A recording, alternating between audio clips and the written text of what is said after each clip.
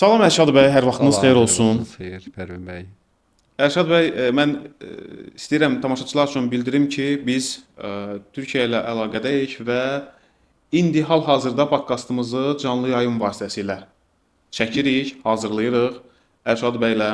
Ərşad bəy, orada sahibkarsınız. 5 sahədə mən bildiyim qədərilə fəaliyyətiniz var, ayrı-ayrı sahələrdə. Doğru, Düzmü doğru. qeyd edirəm? Sizin haqqınızda məlumat topladığım zaman sizin uğur arxanızca getdiyiniz zamanlar olub, uğurun sizin arxanızca qaçdığı zamanlar olub.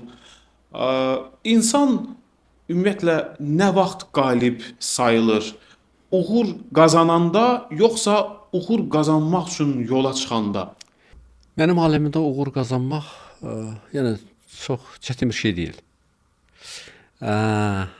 Çətinlik onu başlayandadır. Əsl uğur isə biznesi kənara qoysaq, özünə qalib gələndədir uğur. Əsl uğur odur. Qalan nailiyyətlərdir.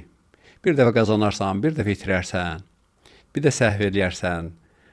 Yəni enişli yoxuşdu, bu həyat tərzi belədir. Biznesdə də, adi həyatda da bunlar hamısı olmalıdır və olur. Əsl uğura gələndə isə sən yaşlaşdıqca bilirsən ki, bunların mahiyyəti çox da böyükdür. Yəni qazanılan adlar, alınan sertifikatlar, kuboklar, məşhurluq, populyarlıq, pul qazanmaq, həmin sahədə bir iqtidar qazanmaq hələ ki qalib olmaq demək deyil. Mən belə başa düşürəm. Hər bir insan bu həyatda yaşadıqca bunları eləməlidir. Bir vasitədir, yaşamaq üçün bir vasitədir. Amma biz əsl uğurdan danışırıqsa, sən oxuduqların, bildiyin, aldığın sertifikatlar, diplomlar, həyat təcrübən bu hər bir insana xas olan bir şeydir. Əsl uğura gələndə isə sonra yaşlaşdıqca başa düşürsən ki, sənin nailiyyətlərin sənə nə verir? Bunlar əgər sənin içini doldurmursa, içində boşluq varsa, o zaman sual verirsən ki, bu uğurdur, yoxsa qazandıqların bir vasitədir, neysə əldə etmək üçün, neysə almaq üçün, neysə tikmək üçün, ailəni dolandırmaq üçün. Təbiətə baxanda hər şey bəlli olur. Allahın yaratdığı bütün heyvanlar aləmi, canlı nə varsa, ağac da olsa belə, bu həyat tərzi nəticə odur. Yəni, heyvanlar da yaşayır, dünyasını dəyişir, insanlar da eyni. Onlar daha mükəmməl yaşayır, nəinki insan. İnsan əzab, əziyyət, fikirlər, dərd, qəm, stres, depressiya, heyvanlara baxan zaman onlar bir qarnını yeyir, sonra rahat gedir, yaşayır. Heç problemi yoxdur. Amma insan o nailiyyətləri əldə etdikcə, bir o qədər də problem özünə yaşadır. Orada uca sual çıxır ortaya. Sən düzmü uğurlara qiymət verirsən? Uğur odur mu? Yoxsa sən özünə içindəki nəfsivə? Bəli. Oradan sual çıxır ortaya. Sən uğur haqqında düzgün fikrin var. Sən bilirsən uğur nədir, yoxsa yox. O ortaya çıxan zaman sən görürsən ki, yox. O əldə etdiyin hər bir şey bir şeyin nəticəsidir. Başladığın bir səbəb olur və onun nəticəsi olur. Bunun nəticə kimi bax, əsl uğur isə sənin özün özünə qalib gələn zaman, nəfsivə, düşüncələrə, daxili aləmi yarada bilərsənsə, əsl uğur odur. Mən belə fikirləşirəm. Nəfsinizlə bağlı mümkün deyil ki, sizdə də nəfsinizlə bağlı döyüşlər, daxili savaşlar olmasın. Bu barədə danışacağıq. Amma belə bir yanılma var. Düzdür, buna yanılma demək olar, yoxsa yox, onu siz izah eləyəcəksiniz. Bəzən biznesdə uğur qazanan insanlar üçün belə bir stereotip var ki, onlar simiclik etdikləri üçün uğur qazanırlar. Yəni, pul toplaya bilirlər, daha çox pul qazana bilirlər, daha çox varlana bilirlər. Onlar simicdirlər deyənə qazana bilirlər. Amma mənim fikrim bu barədə əksinədir. Mənə maraqlıdır sizin fikriniz. Sonda mən soruşsaz, mən də öz fikrimi deyərəm. Bəlkə də üst-üstə düşdü fikrimiz. Doğrudan da bu stereotipdir, yoxsa həqiqətdir? Orada həqiqət də var. Amma o bütöv həqiqət deyil. Yarımçılıq həqiqət. Yəni simic insan var. O nəfs dediyin şey məndə də olub, əlbəttə var. Ya da o da bir Allahın verdiyi bir şeydir. Yəni hardan əmələ gəldi ki? Verilən bütün hissiyatlar Allahla bağlıdır. Amma yazda da var, yəni Quranda da var, yəni mən sizə verdim və siz seçimi edin. Onunla mübarizə edin. Düzün də necə etməyin hamısını göstərir. Amma uğurlar simicliyin ucbatından, simiclə bağlıdırmı, simicliklə bağlıdırmı? Yox, uğur məsələsini qoyduq kənara. Yox, uğur mövzusunu bura qarışdırmayaq. Sualın tamam başqa istiqamətdədir. Yəni belə bir stereotiplər var. Ə, belə deyək, bütün cəmiyyətin deməyək, əksəriyyətinin belə bir stereotipi var ki, onlar simic olduqları üçün bu belə deyək, varlılığı əldə edə bilirlər, bizneslərini davam etdirə bilirlər. Biz əli açığı adamlarıq. Ona görə bizdə daha çox statusu yüksəltmək, varlanmaq mümkün olmur. Bu barədə istəyirəm Əlbəttə elə danışaq. deyil. Qısa da olsa bu barədə danışaq. Sən bir biznesmensən, düşüncəli biznesmen. Bilirsən ki, bu gün sənin qazandığın nə varsa, onları toplayıb sonra böyük bir iş görə bilərsən. Böyük bir iş görən zaman daha çox pul qazana bilərsən. Sonra o daha çox qazandığın puldan sən necə istifadə edəcəksən? Əgər o cəmiyyət üçün, insanlar üçün gələcək naminə elə bir şeylə qura bilərsənsə, o insanlara xeyir gətirə bilər. Onların həyat tərzini dəyişə bilər. Ya bir tələbəni oxuda bilərsən, ya bir məscid tikə bilərsən, ya bir biznes şkolu aça bilərsən və insanlar oradan bəhrələnə bilib inkişaf edə bilər. Nə oldu? Təməli. Onun Yəni əvvəldə bunlar siz sual olması- qoyursunuz ki, bəs Bəli, bu simişlikdir? Yox. Bu ekonomiyanı, finansal düzgün başa düşməkdir. Yəni biznesmen fikirləşir ki, mən 10 ildən sonra nə edə bilərəm? Uzağı görən adamdır o. Amma bir başqası deyir, mən bir gün qazanıram, bir gün bunu edəcəm. Və əlindəki 5 manatı da xərclədir, deyək birinə bir xeyirxah iş gördü, deyir ki, mən xeyirxah adamam. İndi gəlin həqiqət axtarıqsa görək bunların hansı daha düzgün fikirləşir. Biri bir insana kömək elədi, biri isə 10 ildən sonra 1000 adama kömək elədi. Biri daha bəhrə verə bildi, biri isə deyir bir ağaca yarpaq olunca bir ağaca budaq ol ki, onu ucalda biləsən. Biz budaqdan söhbət edirik yoxsa yarpaqdan? Mahiyyət, dərinlik orada var. Tamamilə başa düşdüm sizə.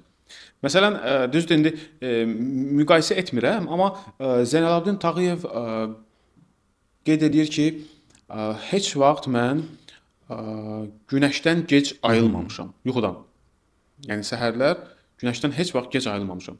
İndi Ərşad bəy, siz bir biznesmen olaraq gününüzü, vaxtınızı necə keçirirsiniz? Bu rutinlər necə baş verir? Bir biznesmen necə yaşayır? Əsl biznesmendən söhbət edirik. Və Əsl biznesmen. sıfırdan başlayan biznesmendən. Əgər o sıfırdan başlayırsa, o hər günün, hər dəqiqənin içində yaşayan bir adamdır. Yəni mən bu saat nə edəcəm? O fikirləşmir, mən səhər saat 8-də yeməyimi yeyəcəm, sonra günortamı yeyəcəm, saat 12-də yoxsa 1-də, sonra saat 5-də, 6-da. Bu rejimlə yaşayacağam. Bunu bir kənara qoyur. Çünki o sıfırdan işi gördüyü üçün hadisələr necə olacaq, hansı problemlərlə üzləşəcək, bunların heç biri yoxdur. Çünki bu sıfırdan başlayır. Nə ilə üzləşdiyini də bilmir. Bu struktur yaranana kimi bunun həyat tərzi belə olur. Mən bir dəfə onu misal çəkmişəm, bilirsən bu nəyə bənzəyir o? Aeroportda samolyot yerinə dəbərəndə hamı içəridə oturur, başlayır o samolyot motorun gücünü artırır, gürültü artır, sonra yerindən dəbərib. Hə, o biznesmenin sıfırdan başlamına bənzəyir. Yəni hər şey xaotikdir onun həyatında. Nə vaxt yedi, nə vaxt içdi, nə vaxt yatacaq, nə vaxt duracaq, bunlar bəlli olmur. Elə bir samolyot qalxır göyün bir hissəsinə, oradan rahat, səssiz uçur yəni. Hər şey rahatdır. Ora çatandan sonra o deməkdir ki, sən bir sistem yaradırsan, o sistem elə bir stabilini istəyir ki, saata bənzəyir. Hər şey saatın mexanizmi kimi işləyir. Sistem öz işləyir, sahibkarsız. Onda deyə bilərsən ki, mən biznesi qurdum, mən biznesmenəm. Ona kimi sənin əgər hər gün işlə keçirsə və hər problemi özün həll edirsənsə, bu biznesin içində yaşamaq deməkdir. Buna daha doğrusu mən bir iş qurdum, özüm üçün iş görürəm. İndi bunun adını biznes qoyaq, yoxsa təzə qurulmuş biznes qoyaq, yoxsa biznesmenin qurduğu bir işdə hansı ki başa gətirməyib, hələ yoluna qoymayıb, adını cürbəcür qoymaq olar. O da biznesdir. Amma yəni sistemli biznes deyil. Biz düzdür söhbətimizi biznes üzərindən aparırıq, ticarət üzərindən aparırıq. Gəlin elə o istiqamətdə irəliləyək. Uğur deyəndə artıq mən biznes sahəsində uğuru nəzərdə tuturam. Bunu tamaşaçılar üçün də qeyd edeyim, sizin üçün də izah edeyim. İnsanlar uğur qazanmaq üçün nələrisə qurban verməlidirlərmi? Və bu ikinci hissəsi də var sualımın. Siz öz həyatınızda nələrisə qurban vermisinizmi? Həyat elə qurulub. Sən bir şey əldə etmək üçün neysə mütləq verməlisən, itirməlisən. Bax onun Biznesdən nələrdir? danışırıqsa, Nələrdir Ərşad bax, bəy? sən nailiyyətlər əldə etmək Bəli. istəyirsən, sıfırdan işə başlayıbsan. Sən o işi həyata keçirmək üçün hamıdan tez durub o işin dalısına getməlisən. Nə itirdin? Yuxu. Əgər fikirləşirsən ki, sən ora tez gedib çatmalısan və yeməyə bir şey yoxdursa, sən ac da gedə bilərsən. Nə itirdin? Yemək. Əgər işdə problemlər çoxdursa, sən evə gec qayıda bilərsən. Nə itirdin? Vaxtı. Harda işlə? Gec gələrsən ola bilər. İşte yemək yeməzsən, piraşka yeyərsən. Nə itirdin? Yeməyi. Əgər işdə problemlər artırsa, iş böyüyən zaman sənin ən çox istifadə edilən nədir? Öz düşüncə. Yorulursan. Nə itirirsən? Rahatçılığı. Əgər işdə bir hadisə, bir problem olan zaman sən orada nə itirə bilərsən? Pul. Qazandığın pula. Yəni, biznesdə olur. Yəni, çox şey itirə bilərsən. Baxır, sən o işin gedişatında nələr çıxır ortaya. Adi həyatda dahi ən xoş günü belə götürək, çox-çox üzr istəyirəm, elə bir evlənirsən. Bir qızı sevən zaman nə itirirsən? Rahatçılığı. Niyə? Baxır sevginin dərəcəsinə, eşq vurur təpəvə, gecələr pis yatırsan. Sonra o xoş gün həyata keçdi, evləndiniz. Nə itirirsən? Tək yerdin, indi 2 nəfər yezdirmək lazımdır. Nə itirdin? Gənə finansıvı. Sonra sözlər üstə düşmür, bəzi şeylər anlaşılmır. Nə itirirsən? Rahatçılığı. Konflikt dərinləşən zaman nə itirirsən? Həyatın yarısın. Lap alınmayan zaman nə itirirsən? Xoşbəxtlik. Aldığın şeyi itirdin. Amma sən başqa şey istəyirdin. Həyatda bir şeyi əldə etməkdən sarı mütləq neysə qurban vermək lazımdır. Bu qanundur yəni. Bəzən belə bir deyim istifadə edirlər ki, yəni kupe maşınlarda adətən 2 oturacaq var. Biri sürücü, biri sərnişin. Yəni sən artıq o cür yüksək məbləğli maşın almaq səviyyəsinə gəlib çatmısansa, artıq sənin yanında 1-2 nəfər adam olacaq. Ərşad bəy, siz özünüz də bu istiqamətdə irəlilədikcə olubmu ki, köhnə dostlarınızı da itirəsiniz, köhnə tanışlarınıza da vaxt ayıra bilməyəsiniz, artıq o görüşdüyünüz şəxslərlə işiniz gərək deyil deyənə, işiniz tələb etmir deyənə görüşməkdən imtina edəsiniz, başqa insanlarla görüşmək məcburiyyətində qalasınız və yaxud can atasınız. Sən biznes sahəsində inkişaf edən zaman sən ətraf mühitin dəyişir, o çərçivə dəyişir. Ünsiyyətdə olduğun insanlar başqa insanlar olur. Amma uşaqlıq dostluğundur, tələbələr illərində qazandığın dostlardır, həyatda qazandığın dostlardır. Onların çoxlarına münasibət saxlamaq mümkündür və lazımdır. Çünki sən təkcə həyatı biznesə bağlamırsan ki, biznes sahəsində olan söhbətləri, biznes adamla söhbət edirsən, uşaqlıq illərin, tələbəlik dövrün yaşadığın mühiti o insanlarla danışa bilərsən. Yəni mümkündür. Yəni heç vaxt olmayıb ki, siz məsəl üçün 20 il bundan əvvəl görüşdüyünüz, çay içdiyiniz şəxslərlə artıq demək olar ki, bir 10 ildir, 15 ildir artıq görüşmürsünüz, görüşə bilmirsiniz. Ya söhbətiniz uyğun gəlmir, ya artıq çevrəniz dəyişib, başqa insanlarla danışırsınız. Olub mu belə şey? O maraqlıydı mənə. İllərim orada keçirmişəm. İldə bir dəfə, 2 dəfə Azərbaycana gələn zaman kimlə alınırsa onlarla görüşürük. Yəni çox insanları əlbəttə itirmişik. Baxın, tamaşaçıları maraqlandıran suallardan biri olacaq bu. Bunu səssizcə sakit soruşmaq istəyirəm sizdən. Məncə siz bu suala ətraflı cavab verə bilərsiniz. Ərşad bəy, pul insanı dəyişirmi? Əlbəttə dəyişir. Çox az insan var ki, pulun dəyişmir. Çünki niyə? Bu mənim özümdə də olub yəni. Niyə dəyişir? Mən çox onun haqqında fikirləşmişəm. Mənim cavabım belə olardı. Çünki insan yaşadıkça o demək deyir ki, sən pulun dalı sıra qaçırsan. Yəni dəyişir, neynir? Baxın, onu zəhmət olmasın, biraz açaq. Mən istəyərdim onun kökünə, baxın. bunun kökünə gedim ki, əgər niyə insan pulun dalı sıra qaçır, yoxsa insan düşüncəsində olan hissiyatları əldə etmək üçün onun dalı sıra düşür.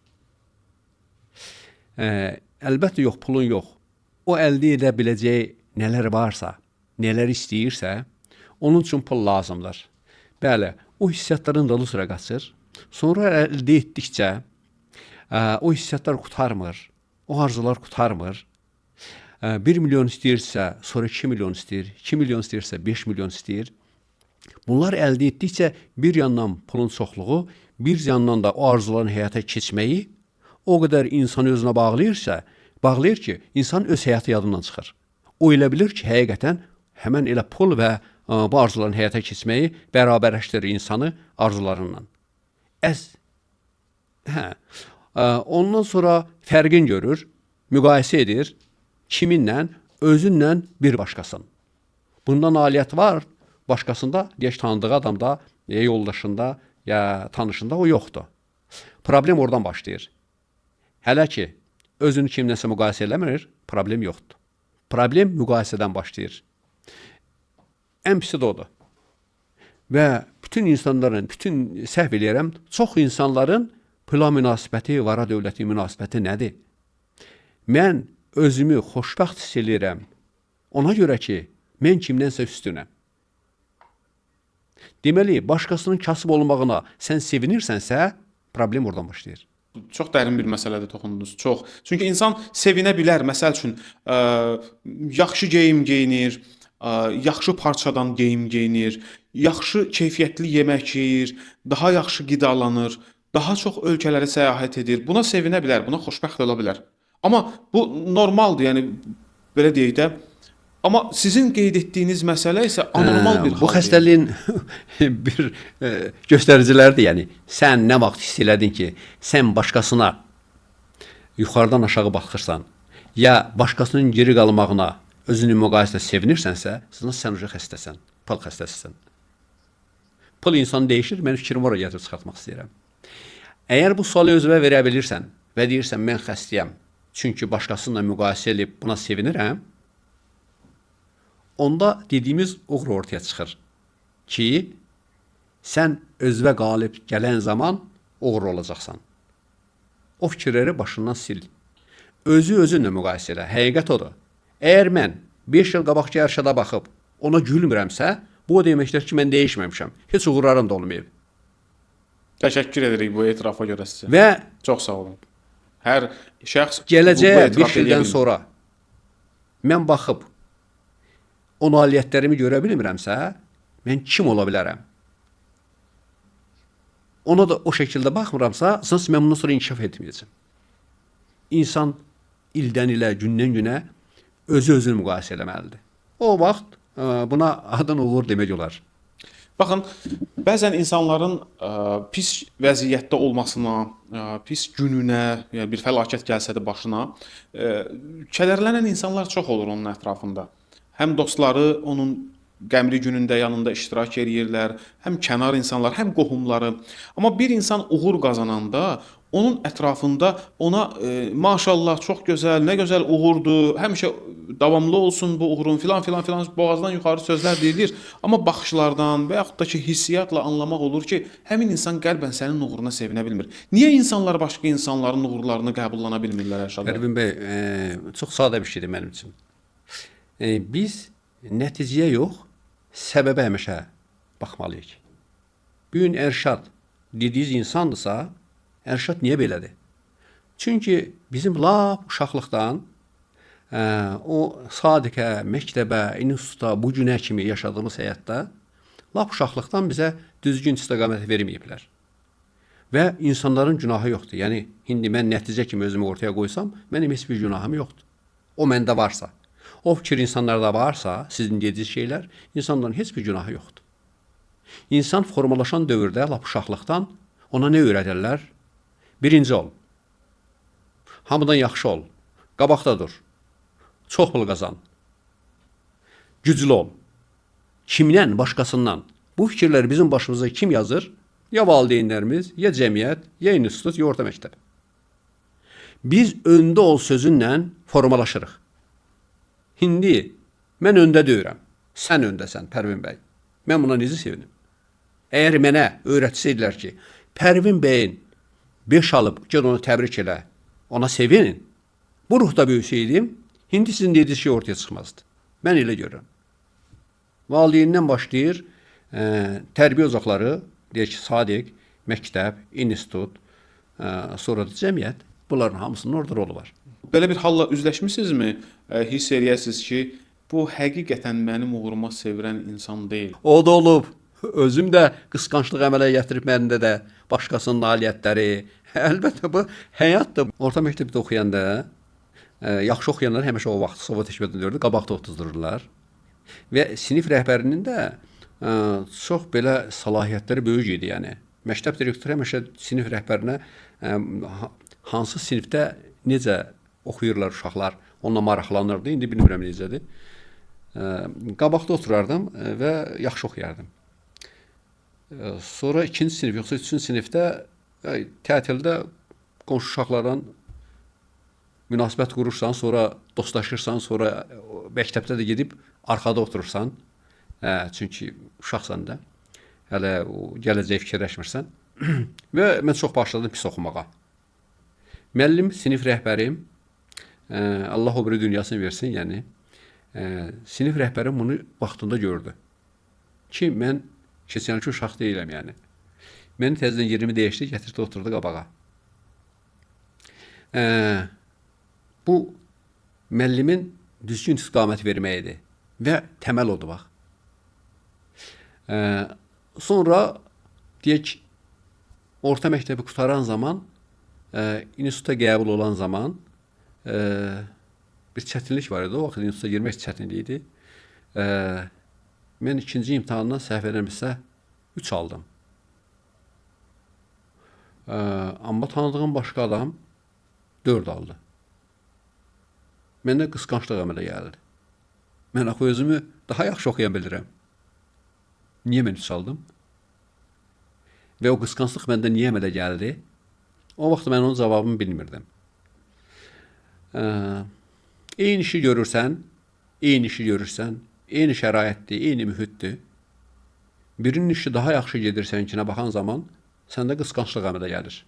Daha sonra onun cavabını tapa bildinizmi? Əlbəttə. Qayıdıb keçmişə baxanda ki, bunlar hardan, səbəb nədir, kök hardandır? Dediyim, ailədən çıxan tərbiyə növüdür, sonra məktəbdə sən yaxşı oxumalısan, sonra institutda nailiyyətləri müqayisə edən zaman bunların hamısı üstə gəlir. Səndə bir ərşad formalaşır.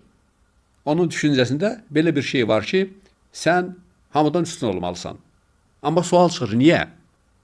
Niyə hamıdan üstün olmalısan? Bu nə qədər vacibdir? Nə qədər önəmlidir? Bu sənin bütün həyatın mənasını dəyişirmi? Yox. Biz həyatın mənasını bilmədiyimiz üçün bağlayırıq ora. Həyatın mənasını bizə öyrətmədilər. İnsan qədər mürəkkəb bir məxluq yoxdur. Amma biz bir evə bir deyək, xaladinlik alırsan, televizor alırsan, onun instruksiyası olur. Bundan necə istifadə edə bilərsən? Yaxud harası bir problem çıxanda ona müraciət edirik, onun vasitəsilə həll edirik. Bəli, amma bu qədər mürəkkəb canlı dünyada nə varsa onların ən başında olan insan çox mürəkkəb məxluqdur. Amma o özü necə idarə etməlidir? Nələri öyrənməlidir? Bunun haqqında açıqlama çox dərin yoxdur. Deyirlər, var, belə ol. Amma mən elə ola bilmirəm. İnsan dünyaya gələn zaman, lap uşaqlıqdan onun bildiyi bir şey varmı? Bəzən deyirlər ki, var. Varmı? Sual çıxır ortaya. Təzə dünyaya gələn uşağın bildiyi bir şey var? Təbii ki, instinktiv olaraq dodaqları ilə əmzik axtarır ki, yemək yeyə bilsin, onu bilir. Pərvin bəy, o heyvanlarda da var. Amma Bəli, o heyvani tərəfidir. Bu, yəni Allahın verdiyi bir şeylər var, hansı ki o insanın ölməmək üçündür. Sonra insanı dahiləşdirən, mükəmməl edib kamilliyə gətirən başqa şeylər var. O biliklərdir. Mən çox vaxt din insanları ilə belə bir zakir edirəm. Mən həmişə narazıyım onların cavabından ki, Allah Taala insana ağıl verib. Deyirəm, veribsə niyə hamıyını verməyib? Amma mənim aləmdə Allah Taala insana ağıldan yüksək hər şey verib. Yəni baş verib, içində beyin verib və gözəl düşünən beyin. Qalanın biz yığırıq ora. Biz yığa bilmiriksə uşaqlıqdan, yəni valideynlərimiz yığır, mühit yığır, cəmiyyət yığır, məktəb yığır. Ora biz zibil də yığa bilərik, ağıl da yığa bilərik. Və biz onun nəticəsiyik. Ərşad bugün kimdirsə, O keçmişinin güzgüsüdür. Belə bir deyim çıxdı qarşıma. Müsahibədən izləmişdim bunu. Hacı Şahin Həsənlinin müsahibəsi idi. Qeyd edir ki, insan ağılla çata bilmədiyi məqamlar ola bilər ki, həmin məqama çatdıqda artıq ağıl öz funksiyasını itirir. Ya ona o dərk etmə qabiliyyəti verilməyib və yaxud da ki, maksimum ağlın düşünüb çata biləcəyi nöqtə həmin nöqtədir. Amma ondan sonra irəliləyə biləcəyi insan ruhunun malik olduğu şey qəlbdir. Allah rəhmət etsin Hacı Şahini. Gözəl daha bir insan idi. Düz deyir, amma açıqlama. Səbəb nədir? Bunun açıqlaması nədir? Mən əsas oranı göstərmək istəyirəm, oranı öyrənirəm yəni. Mənim psixologiya elmini oxumağım, NLP proqramlarının, coach şkolasının səbəbi o idi. Yəni, hamı deyir ki, bir həddə kimi ağılla çata bilərsən. Oradan o yana sənin bilmədiyi şeylər var. Əlbəttə var. Və niyə bilmirik? Sual çıxır ortaya. Niyə etmək lazımdır o zaman? Bilmirəmsə bununla barışmaq lazımdır. Onda belə bir şeyə baxaq. Bu kainata baxsaq, o qədər böyükdür ki, yer, göy, okean, ulduzlar, milyonlar hər bir ulduz bir günəş sistemidir. Sayı da hesabı da yoxdur. Galaktika çox böyükdür. Amma bizim bildiklərimiz çox kiçik bir şeydir. Yəni, müqayisə edən zaman bizim bildiklərimiz niçtoz numalı. Çox xırda bir şeydir. Əgər bildiyimiz xırdadsa, biz də çox kiçik bir şeyik. Aha, amma bilmədiyimizə baxın, çox böyükdür. Bilmədiyimiz böyüksə, nə etmək lazımdır? Onu bilmək lazımdır. O zaman bilməyimizə heç ehtiyac yoxdur Ərşad bəy. Yəni, o məsələ burasındadır ki, hər şeyi bilməyə də ehtiyacımız yoxdur bəlkə. Bilməsək də olar. Sadəcə inansaq, hiss etsək kifayət edər. Yəni, bilgi ağıl üçündür, amma hiss qəlb üçündür. Bəlkə o qədər bilgi ilə yüklənməyimizə bizim heç ehtiyacımız yoxdur. Tamam, o sualınızın cavabına gəlmək istəyirəm. Buyurun. Niyə o lazımdır? Buyurun. Biz nə vaxt ki deyirik, bilirik, bütün qapılar bizə bağlıdır. Da bilirsən, nə öyrənəcəksən. Aha. Biz nə vaxt deyirik ki, bizim bildiyimiz çox azdır, bilmədiyimiz çox böyük. Bax, o vaxt qapılar bizim üstümüzə açılır. Və mən deyirəm, mən heç özümü tanımıram. Sual oradan doğur. Mən heç özümü tanımıram. Deməli, özümü tanımalıyam. Özümü nə qədər çox tanıyıramsə, o bilmədiyimiz şeylər bir o qədər bizə aydınlıq gəlir. O, Hacı Şahin rəhmətlinin dediyinə gəlib çıxıram. Əgər biz bir şeyi bilmiriksə, bilmək üçün biz hər şey edirik. Yəqin ki, yox. Deyirsiniz, bilgi ilə hər şeyə nail olmaq olmaz. Tamamilə razıyam. Mənim fikrim deyildi. Yəni, mən sadəcə Hacı Şahin Həsənlinin fikrini dedim. Həmin fikirlə də əks arqumentim yoxdur. Mənim bildiyim başqa bir şey var. Onu istəyirəm sizinlə bölüşəm. İnsanı tanımaq üçün nə edirlər? Götürürlər, onu operasiya eləyirlər. Ürəyi buradadır, mədəsi buradadır, ciyarı buradadır, beyni buradadır. Bununla biz nəyə nail oluruq? İçində hansı orqanları var? Onu öyrənirik. Amma onun dərinliyində nə var? Bununla bütün insanı öyrəndikmi? Yox. İnsanı öyrənmək üçün onu qəbul etmək lazımdır, olduğu kimi. O zaman sən fikirləşsən ki, bu insan niyə belə edir? Niyə belə danışır? Niyə belə düşünür? Niyə bu səhv etdi?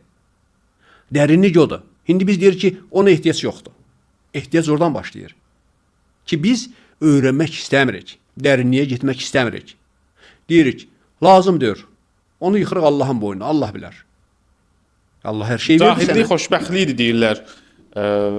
Bu belə bir deyim də var, cahillik xoşbəxtlikdir.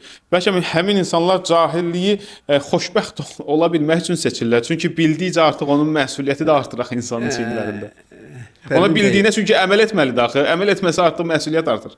Tamam, doğru düşünürsünüz. Amma biz onu xoşbəxtlik adı verə bilərik ki, mən bilmirəm, bilmək də istəmirəm. Onun üçün mən xoşbəxt oluram. Xoşbəxtlik sənin daxilində yaşadığın hisslərdir. Sən necə yaşayırsan? Həyata baxışın necədir? Həyat sənə xoşdurmu? Özü olduğun kimi qəbul edirsən? Gördüyün işdən ləzzət alırsan? Yoxsa neysə gözləyirsən? Xoşbəxtlik sənin daxilində yaratdığı hissdir. Yoxdur elə bir şey.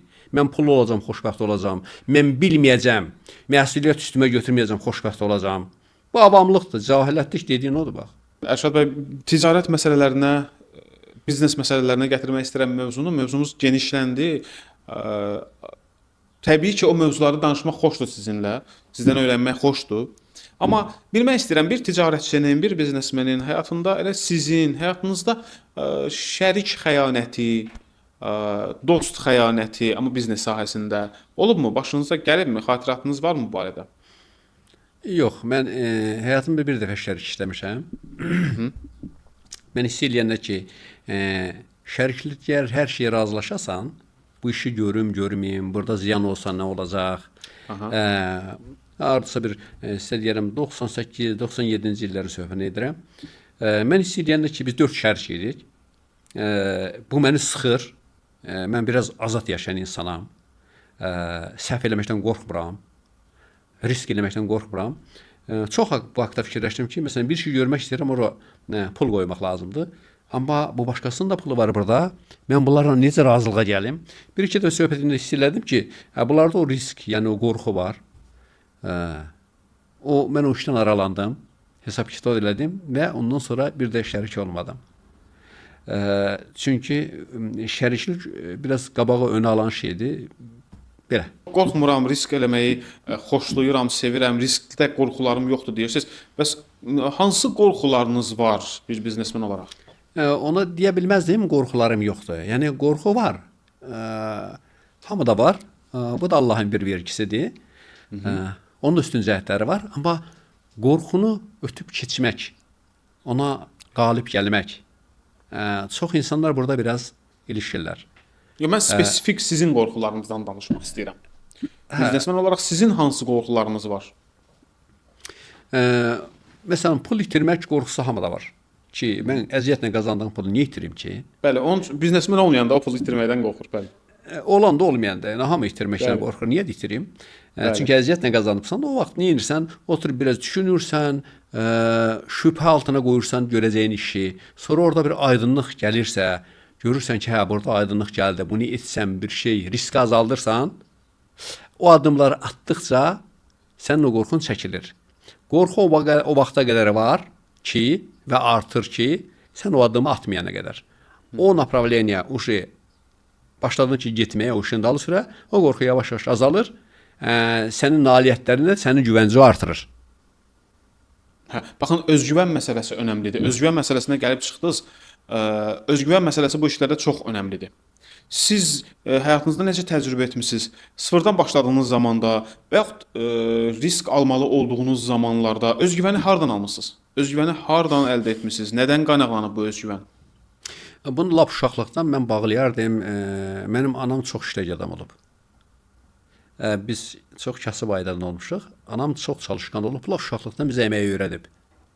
Və hər bir gördüyün işdə sən kiçik problemdə olsa üzləşirsən. Ya çətinliklə üzləşirsən, sən o çətinliyi, problemi həll edən zaman sənin güvəncin daha çox artır. Amma bir insan əgər heç vaxt əmək, fiziki iş görməyibsə, ya problemlə üzləşməyibsə uşaqlığından, bir həddə buluğa çatıb, bir iş görmək istəyir, o işdə problemlə üzləşən zaman nə fikirləşir? Yəqin ki, bunu mən başarmaram, bu mənim işim deyil. Yəni, necə deyirəm, tərbiyənin lap uşaqlıqdan verdiyi nələr varsa, o məni əks elətdirəm, yaşad olduqca, çalışqanlıq, həyat təcrübəsini nə qədər uşaqlıqdan veriblərsə, həddə buluğa çatandan sonra o da özünü göstərir orada. Yəni, uşaqlıqdan nə yığıbsansa, nə qədər yığıbsansa, bu mütləq sənin həyatda güzgü kimi göstərir. Bəzən deyirlər, həyat insanın güzgüsüdür, yəni odur. Valideynlər sizi izləyirlər indi hal-hazırda. Siz özünüz də valideynsiniz. Uğur qazanmaq üçün, uğur qazanan insan olması üçün valideynlər övladlarına nəyi etməlidirlər, nəyi etməməlidirlər? Baxın, bir məqamı artıq qeyd etdiniz ki, sizin ananız sizin zəhmət çəkməyinizə o qədər də belə deyək, ürək ağrısı ilə, narahatlıqla, əziyyət çəkməklə yanaşmırdı. Baxın, bu istiqamətdən nə tövsiyə edərsiniz valideynlərə ki, övladları gələcəkdə uğurlu insan olsun? Burada böyük problem bilirsiniz nədir, Pərvin bəy? Heç bir ana övladına əziyyət vermək istəmir. İstəmirlər. İstəmirlər. Müasir dövrdə timbol istəmirlər. Amma keçmiş elə bir şeydir ki, mən 66 təvəllüdəm. Deyək ki, mənim uşaqlıq illərim 80, 78-ci illərdə. Bu dövrlərdə həyat tərzi çətin olduğundan valideyn uşağın nə əziyyət çəkdiyinə heç fikir vermirdi. Və tələbat var idi, yəni uşağın əməyinə. Hərə bir iş görərdi. Mənim yadıma gəlir ki, mənim 71-ci ildə biz ev tikirdik. Onu kərpici mən kəsirdim. Mənim 5 yaşım. Təsəvvür edirsiniz, gücüm çatmırdı, o palçığı qəlbə doldururdum. Sonra qəlbi başqası çıxardırdı oradan. Yəni, bu çətinliyi gözümün qabağına gətirirəm. Və o xoş bir əhval-ruhiyyə yaradır məndə. Ona düzgün baxsam, ona acısam, zənnət düşüncəmdə problem var. Sonra uşaqlığımız mal heyvan oturmaqla keçib, ot biçməklə keçib. Bu bizi formalaşdırıb, yəni əməksevərliyə. Mən onu önəmli verirəm. Deyirəm ki, mənim biznesimdə həyat tərzimi dəyişən və mən o problemlərdən, çətinliklərdən keçməyimin səbəbi uşaqlıqda aldığım fiziki güc, çətinlikdən necə çıxmaq olar, problemlə üzləşən zaman necə onu həll etmək olar, mən kökü ora bağlayıram. Nə məsləhət görərdim valideynlərə müasir dövrdə, mən də uşaqlarım müasirdir, yəni onların ehtiyacı olmayıb. Ən çox qorxduğum şey də olub. Varlı ailədə uşağın tərbiyəsi çox çətindir. Mən özümü demirəm varlı, sredni varlı deyə bilərəm. Onunla mən də üzləşmişəm. Bütün tələbatı var, ödənilir uşağın. Pul istəyir, pul da verirsən. Xalanın işdə də oldu yeməklə. Uşağın tələbatı ödənirsən, bu uşaq nə etməlidir? Boş qalır uşaq. Amma imkan varsa, varlı ailənin uşaqları mütləq seksiyalara, hansı bir işlərə, hansı bir önəmli olan şeyləri əldə etməlidir. Yəni, futboldur, idmandır, muzikadır, incə sənətdir, çox sahələr var da, yəni. Uşaq bekar olmamalıdır. Sən ona götürüb şəhər uşağını aparıb kətdə əziyyət verməyəcəksən ki, mal qoyunu tatdırmayacaqsan ki, şəhərə uyğun nə mümkünsə uşağa vermək lazımdır. Və pula hərisliyini uzaqlaşdırmaq lazımdır. Həddi buluğa deyək 14-15 yaşına çatanda görə biləcək işi varsa onu o işləri öyrətmək lazımdır. Biz artıq verilişimizin sonuna gəlib çatdırıq Ərşad bəy. Çox maraqlıdır sizinlə müzakirə eləmək. Son suallarımı soruşmaq istəyirəm sizdən. Baxın, bir biznesmen düşüncəsi mənim üçün önəmlidir. Bu halda ki, əgər hər şey bir gün bitsə, bu günə qədər uğurlar əldə etmisiniz, varlıqlar əldə etmisiniz, varlanmısınız, dostlar əldə etmisiniz, əlaqələr əldə etmisiniz. Bunların hər biri bir gün bitsə, sizin dayanacaq nöqtəniz əsas nə olar? Yəqin ki, düşüncəm və xəsiyyətim. Mən o itirdiklərimi heyfslənmərəm. Heç utanmaram da gedib sıfırdan hər bir şey görərəm. Onu elə görərəm ki, o qədər gözəl görərəm ki, mən kimin yanında işə düzəlsəm belə, onlar mütləq məni görüb, mənim maaşımı artırarlar, sonra mənim vəzifəmi artırarlar və nailiyyətlərində olar yəni. Yəni siz özünüz də beləsinizmi? Yəni yanınızda olan işçiləri bir işə götürən kimi onların fəaliyyətinə uyğun olaraq məvaciblərini artırmağa diqqət göstərirsiniz? Əvvəllər yox. Sonralar dərk edəndə ki, yaxşı işçi ancaq verilən maaşa gəlmir. Biznesmenin ən böyük buraxdığı səhv odur ki, bir maaş ayrırlar, istəyirlər ki, o işçi o maaşla gözəl işlər, dəyərlər ortaya qoysun. Bu işləmir. Çünki yaxşı işçi həm hörmət, həm mahiyyət, həm inkişaf gözləyir. Ona verilən dəyəri gözləyir. Və sən onu demir, ona ehtiyac bilmir. Çünki bilməyən adamı, sahibkarı, biznesmenin bu düşüncəsi yoxsa, onu necə başa salsın ki, mən inkişaf istəyirəm, mən dəyər istəyirəm, mən hörmət istəyirəm, mən münasibət istəyirəm. Mən son 10 ili deyə bilərəm ki, işçini işə götürən zaman fərqi yoxdur hansı işə. Lap fəhləsin deyirəm, ya meneceri götürürəm, ya kladafişki götürürəm. Ona belə bir sual verirəm, belə bir açıqlama verirəm. Sən burada gördüyün işi görürsən, amma bir vaxtlar gəlib buranın direktoru da ola bilərsən. Bunun üçün qapılar açıqdır, bütün məsuliyyət sənin üstündədir. Əlində gördüyün işi gözəl gör, təcrübən yığsa, təcrübə yığ, bilmirsənsə öyrən, mən səni görüb, bu işi sənə işə verə bilərəm. Yəni o inkişafın yolunu ona göstərirəm ki, qapılar açıqdır.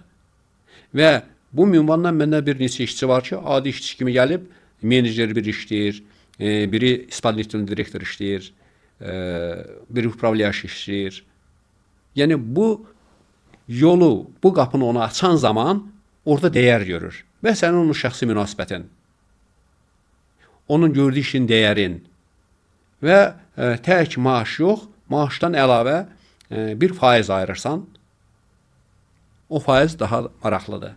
Və onun üçün daha maraqlı olur ki, həm faizdən əldə edə bilsin, həm vəzifə artımı olsun, fiks maaşı artsın.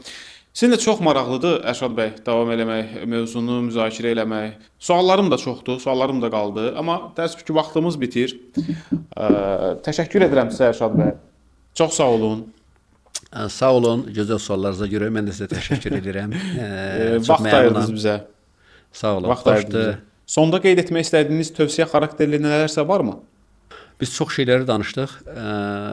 Önəmli olan bizim bu verişdə odur ki, mən Azərbaycan xalqına istəyərdim, bir tövsiyə edim.